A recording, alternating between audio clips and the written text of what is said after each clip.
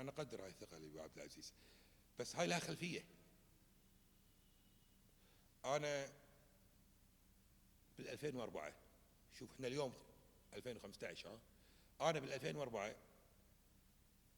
كان عندي لقاء مع احد الصحف في الكويت 2004. ذاك الوقت شوف قلت ماكو مفر الا الكويت ان تتجه الى الملكيه الدستوريه لكي نبتعد عن الصراع. لان الشيخ مبارك الله يرحمه جاب اولاد، والاولاد جابوا احفاد، ولما بدات لجنه صياغه الدستور بال61 وصاغوا الدستور، اصاغوا الماده الرابعه بان الكويت اماره وراثيه في ذريه مبارك. طيب هذه الذريه تعددت الان وكبرت، فاصبح هناك صراع على السلطه، وكل واحد من ذريه مبارك حقه يكون في ذهنه مشروع امير. فاذا ما لقى التعاون ما بين عيال عمه وين يروح؟ يتجه الى الشرائح بالمجتمع، فيحاول ينسق مع هاي التيارات السياسيه وهالتيارات السياسيه، او ينسق مع هاي الغرفه التجاره، ولا ينسق مع القبائل، ولا ينسق كذا. هذا بحد ذاته راح يؤدي الى صراعات وانشقاقات. فلذلك انت لما تشوف الدول العربيه مثل الاردن والمغرب، او تشوف الدول الملكيات الدستوريه في النرويج وفي السويد وفي بريطانيا وفي اسبانيا، تلاحظ ان الاسر الحاكمه تطورت انها اصبحت انها ملكيه دستوريه، يصبح من ظهر واحد. الان الظهر متعدد، هذا يؤدي الى صراعات. انا هذا الكلام قلته 2004. هاي نقطه.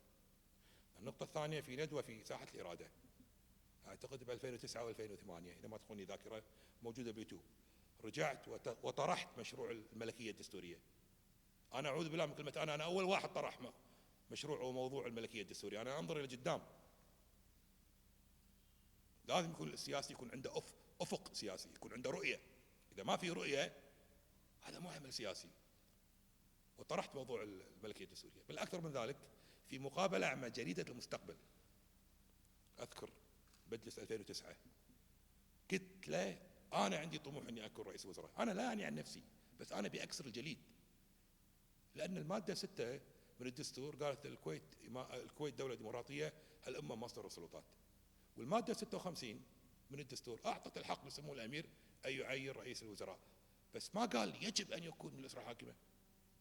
فانا اقول اذا كان هناك كويتي ذو كفاءه وذو نزاهه ونظيف اليد، لماذا لا يكون رئيس لمجلس الوزراء؟ أليست العبرة بالنتائج؟ إذا كان يحقق تطلعات وبرامج وأفق الشعب الكويتي، ليش يفرق؟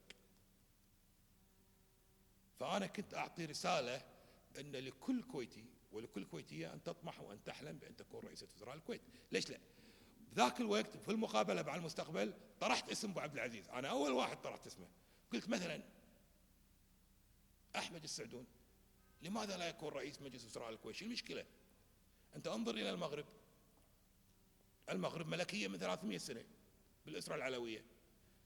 رئيس الوزراء يأتي من خارج البلاط الملكي اللي هو الآن عبد الإله بن كيران، وقبله كان عباس الفاسي. طيب الأردن ملكية دستورية صح، رئيس الوزراء يأتي من خارج البلاط الملكي، فما الخوف من ذلك؟ فهذه خلفية الموضوع.